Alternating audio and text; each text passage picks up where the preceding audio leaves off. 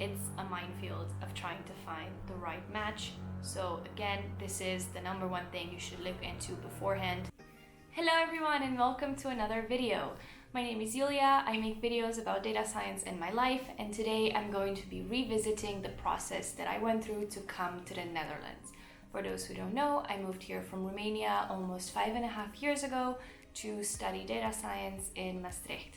Since then, I have graduated, started to work here, and I'm now just settling into my Dutch expat life. I thought it would be a good time to revisit that journey, talk about the application process, how you can find a degree in the Netherlands, how easy it is to move here, and what you have to arrange once you're here, and basically the A to Z of studying abroad in the Netherlands.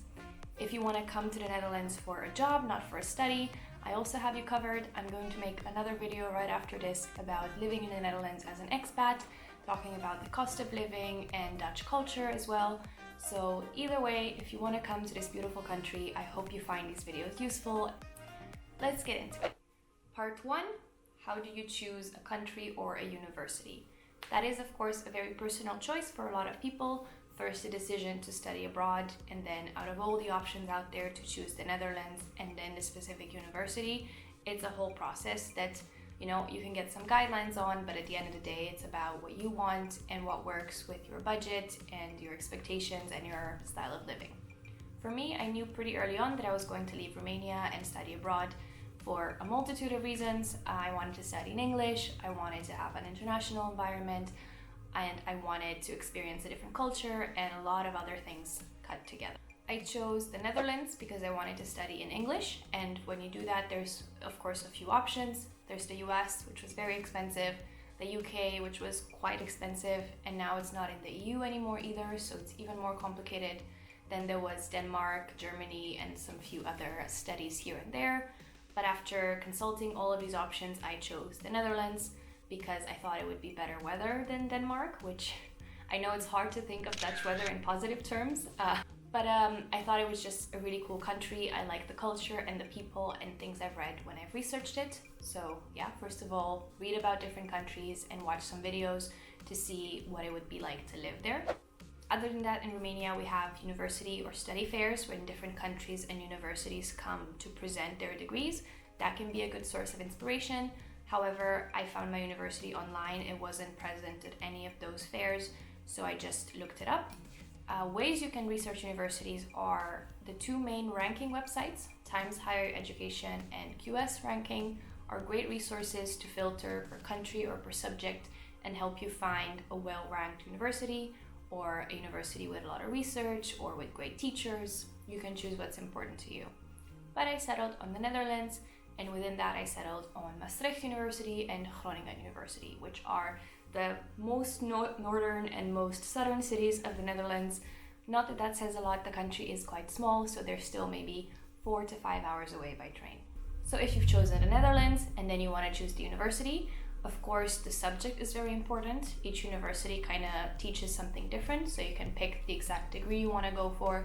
But also there's two types of degrees for bachelors in the Netherlands, a 3-year research-based degree and a 4-year more applied science degree. If you want to do a master after your study, the 3-year one has a direct path to it, whereas the 4-year degree you would need a pre-master on top.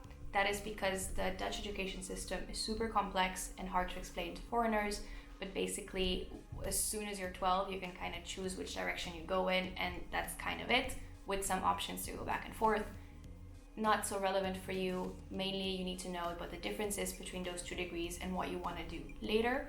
Do you want to have a degree with more internships and hands-on experience and then as soon as you're done start working, or do you want to have a more academic heavy researched degree after which you would probably do a master? Up to you. I chose the 3-year degree as it seems comparable to the university structure we have in Romania, and also because the degrees that I found were 3 years degree for the kind of subjects that I wanted to study. I do have a video breaking down my entire bachelor degree that I ended up doing, which was data science and AI, if you want to see an example of what a 3-year degree would look like. Now, once you've chosen your degree, you have to apply, which takes us to part 2, the application process. So to apply for a Dutch university, you have to have some prerequisites. That depends from country to country and also depends from degree to degree. So best thing you can do is to just go on the university's website and check out the prerequisites for your particular background. It's kind of hard to make a blanket statement about it, but I will attempt to. In general, what you need is to have finished high school with a diploma. In Romania, that's the baccalaureate degree. There's also, of course, international baccalaureate degrees you can do, or whatever the equivalent is in your country. After that, you need to do an English test, unless you are from an English-speaking country, of course. You had to do either the IELTS, the TOEFL, or the Cambridge exam and prove that you have a sufficient level of academic English. You would probably also have to prepare a motivation letter, just an essay about why you want to study there, some background on you and the kind of subjects that you like. Some universities have a numerus fixus, which means that they have a very set number of people that they can take in, and then the application process is a bit more competitive and people can get denied.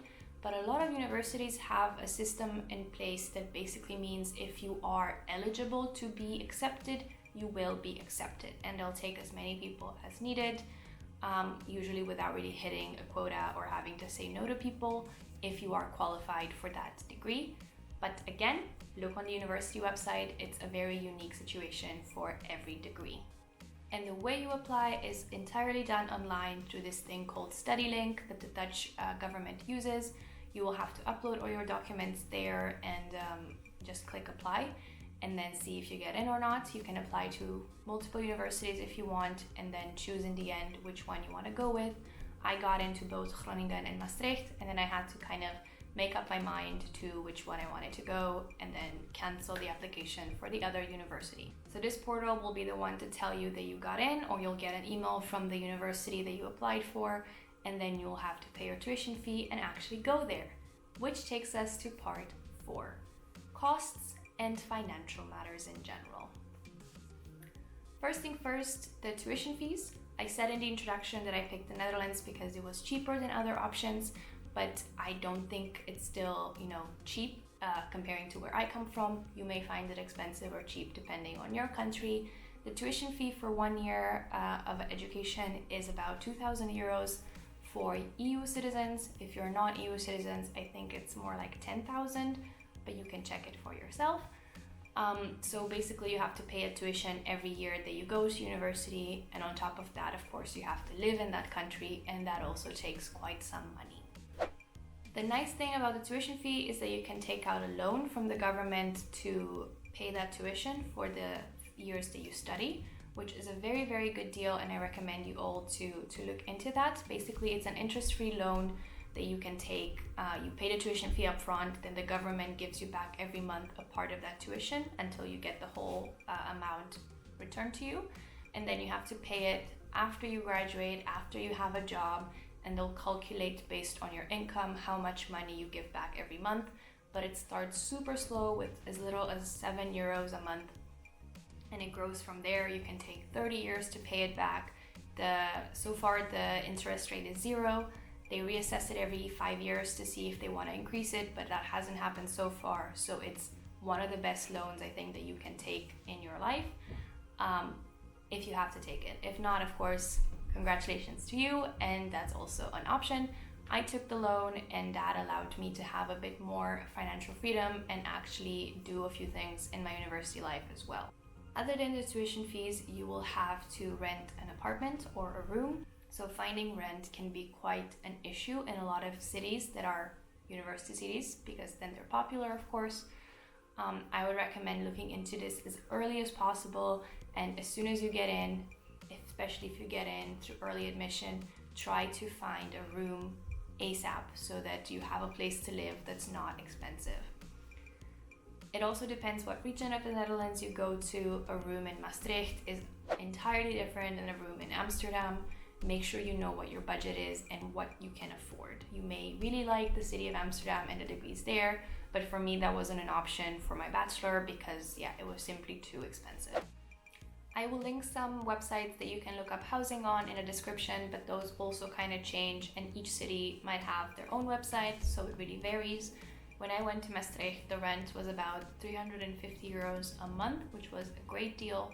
I was living quite far away from the city center, but it can go up to 700 or even more.